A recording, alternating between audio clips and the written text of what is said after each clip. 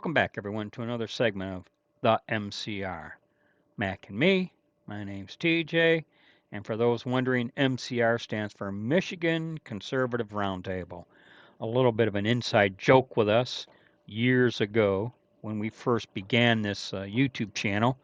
We would meet at a restaurant at a small round table, and therein lies the idea of Michigan Conservative Roundtable. Yeah, Is we that could have called ourselves the Breakfast Club, but there's already 20 million of those. yeah. So for those who are new to the channel and may be wondering, how did you get MCR? What does it mean? That's the backstory to I, the I might also MCR. mention that come January 20th of next year, not picked by any particular reason, it's just when we happen to start, will be our 7th anniversary on YouTube and other places. Okay, thanks. Yeah, I didn't even. You know what? I knew it, but I forgot about it. Forgot it. Okay, like, share, and subscribe if you're watching us on Rumble. Thank you very much. On to the topic. As we approach the new year, there was three events that occurred in 2025 that wanted to reflect on and see how they might play out next year. And the first topic would be Trump's historic presidential victory. Only one other president, and I can't remember if it was Grover Cleveland. I should have looked it up and I forgot. But only one other president had two non-consecutive terms. Uh, and Trump made all sorts of history with his presidential win this year in 2025. Mac? He won all 7 swing states, won the popular vote, all the complaints that they had in years past. He checked those boxes, and they still somehow think that the laughing hyena, won. Yeah, and you So mentioned there's no talking to them. the popular vote. While he could have won in the electoral college without the popular vote, it was really nice that he took the popular vote so as to legitimize what otherwise would have been accused of a fraudulent election. Which It, they did anyway, so it doesn't matter. yeah, that's how jacked up the Democrats are. Okay, so that's the first topic. The second topic was the horrendous, unfortunate incident, that being Charlie Kirk's assassination, and how it affected all of us, and it kind of almost like froze us in our tracks there momentarily. And as bad as it was, you got, and I don't get this, but you got Candace Owen and Tucker Carlson almost like making the situation worse. I have my own. I have a tinfoil hat conspiracy, Mac. But before I share mine, what's your thoughts? Well, I have one as well, and I think it's that they've turned on a dime on a whole lot of stuff in unison, and I think something that indicates to me that something happened there. Either somebody gave them a payday to say the things they're saying, or I think it's a possibility that the deep state has threatened them. And hey, when these people threaten you, you better take it seriously. Well, my tinfoil hat conspiracy on this, and I say that because nothing else makes sense to me.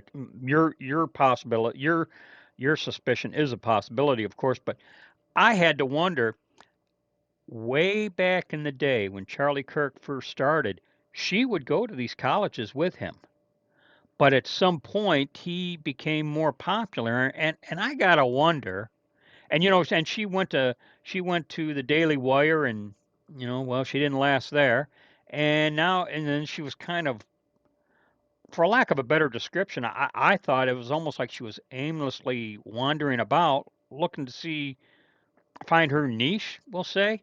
But but I got and I'm belaboring my point of, I got to wonder if maybe there was some kind of jealousy in his success with Turning Point USA, because Well, I don't think she's any different from any of these other people.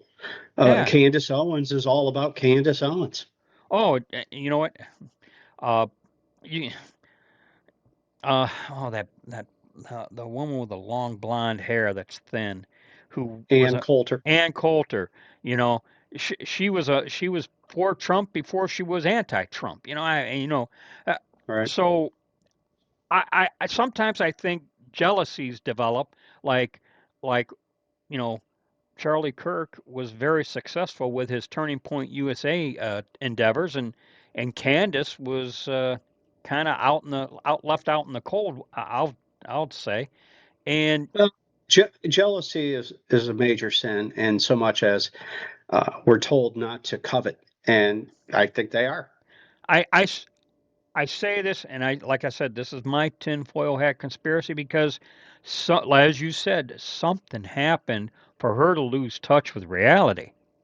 You know, Yeah. and of course, human nature is why, what happened, and everyone's kind of searching for why does this or that person do this, why, you know, and and I Well, I think think every man has his price. to even include Woman. her vicious attacks, and this is why and this is what kind of swings me towards the jealousy thing a little bit, maybe, is her vicious attacks on Erica Kirk, you know, and Well, here's the thing: vicious attacks get clicks. and you know what? I'm going to develop my tinfoil hat conspiracy a little bit more. Also, Candace Owen is in a mixed marriage, Yeah, with a so Brit, yeah. So, and we know how screwed up they are. and I guess what I'm saying, I confess this is a tinfoil hat conspiracy only because I'm trying to figure out what the why behind her conduct. Okay, and if someone else has a better theory, feel free to share it with us. I would say, because you know what, there are people you just want to sit down and have a serious talk and say why, and this would be an example of it, you know.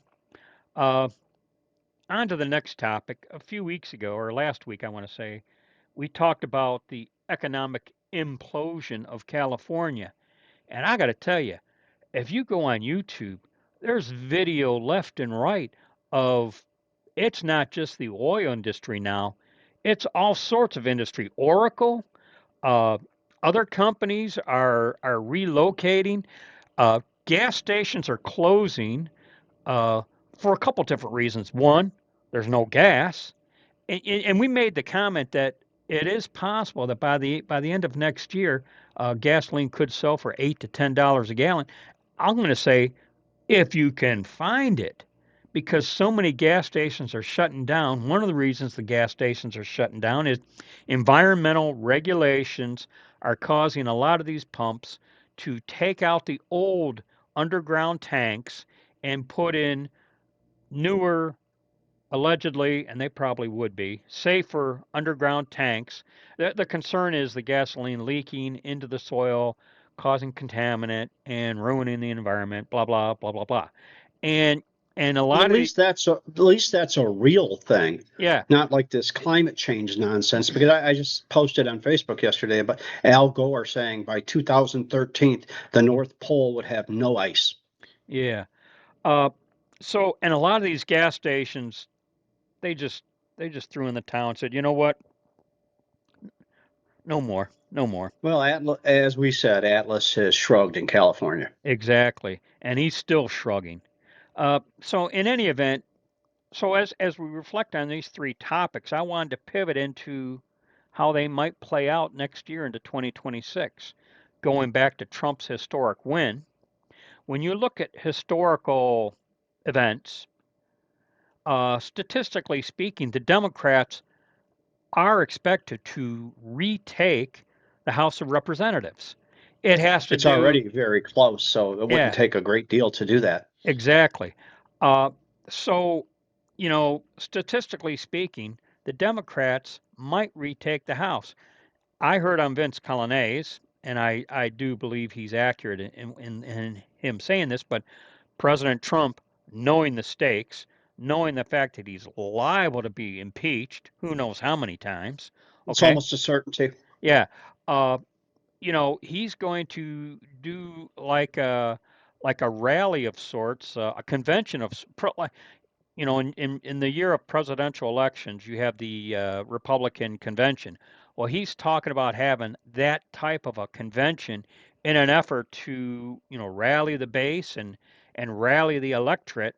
And, the question is, will Trump be able to single-handedly keep the House in Republican control?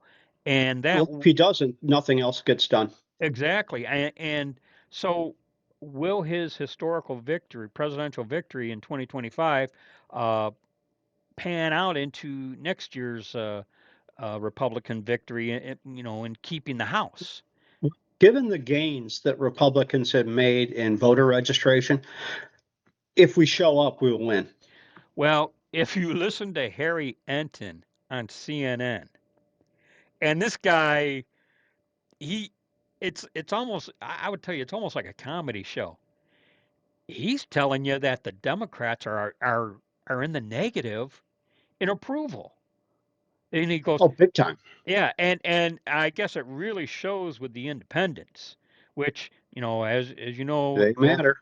the left and right battle so hard for those independent voters, you know, and Fence sitters. yeah, uh, but so I'm getting my information from Harry Enton, and but it's kind of, if you ever watch him, it's good. It's good video, I would tell you. Okay, he gets really excited and animated, and you know, it's it's it's a joy to watch, I would tell you.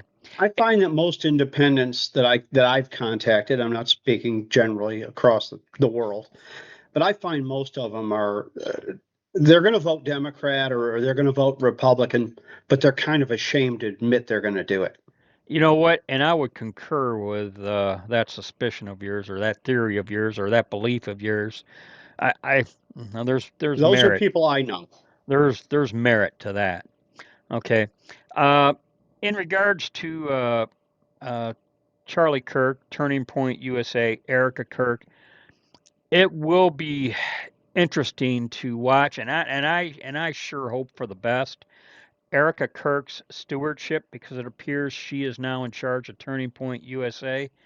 I would Nothing would make me happier than to see that organization just really blossom under her leadership. It would it would be as bad as it is his as bad as his loss is. You would like to think things happen for a reason, divine providence or whatever, however you want to call it. Seen people say it was fake. It was a fake shooting. Well, uh, And what do you even say to that level of stupidity? something that just came to my mind just now as we were speaking, Mac. About a month ago, Shawn Ryan had on the head of security for Charlie Kirk's detail. And for those who are interested, if you want the inside scoop on Charlie Kirk's personal security and the events, the details of the his assassination, that's a very good podcast to watch. If nothing else, watch the section about where he gets into the finer details of that horrible event. Uh, and for though, and since we're on this topic, I'm going to throw this in. For those who, because part of the reason why they think these conspiracies, why didn't they secure that one rooftop? Well, Charlie Kirk's chief of security, he had to abide by the university's chief of police. And when he confronted that very rooftop about the security concerns, the university chief of police said to Charlie Kirk's head of security, "We got it covered." And that's almost a direct quote. And I'm getting goosebumps right now thinking about that part of the podcast. So, for all the conspiracy theorists out there, you might want to watch There was a that conspiracy to podcast. kill Charlie Kirk. This wasn't a one man operation, is my belief. And let me explain why. The guy who jumps up, drops his pants, and said, "I shot him," immediately, and then another guy jumps up, starts cheering. If you Most people The vast majority of people, if they saw someone shot in front of them, they would be horrified and somewhat stunned.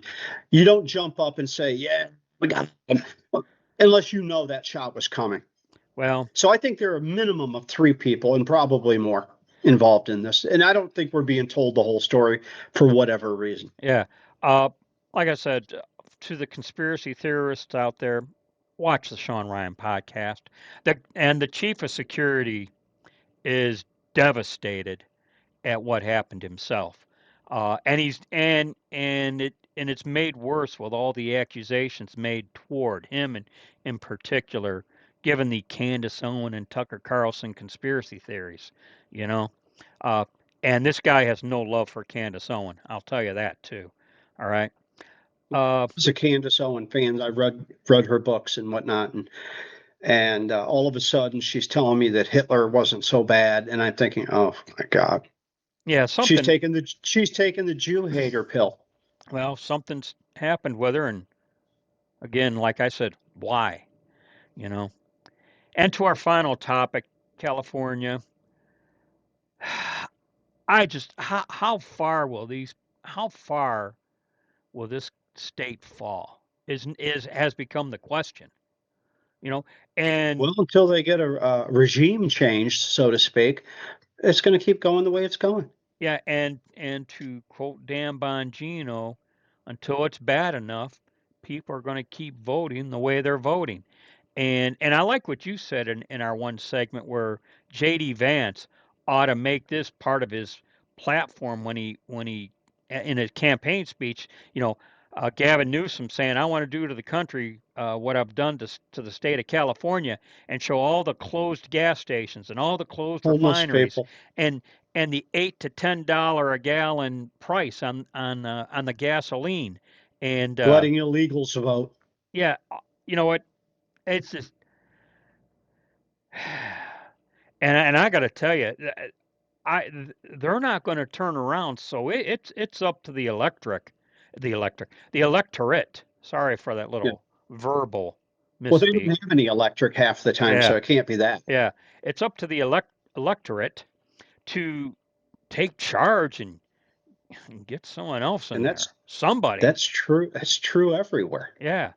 Uh, and so that's it. The events of this year, how they might play out next year, our thoughts, our suspicions, our hopes, and time will tell. And here's the thing: at this point, this time of the year next year, we'll probably reflect on how all this played out. We'll say, you know. So I've said my piece. Mac, final thoughts. Wish everyone a happy new year. This is going to air before the end of the year, and it may very well be our last video this year. I'm not sure yet. Okay, so that's a wrap. Thanks everyone for your support. If you're still watching, thank you very much. And we'll catch you in the next segment. As always, be safe, watch your six, and don't tread on me.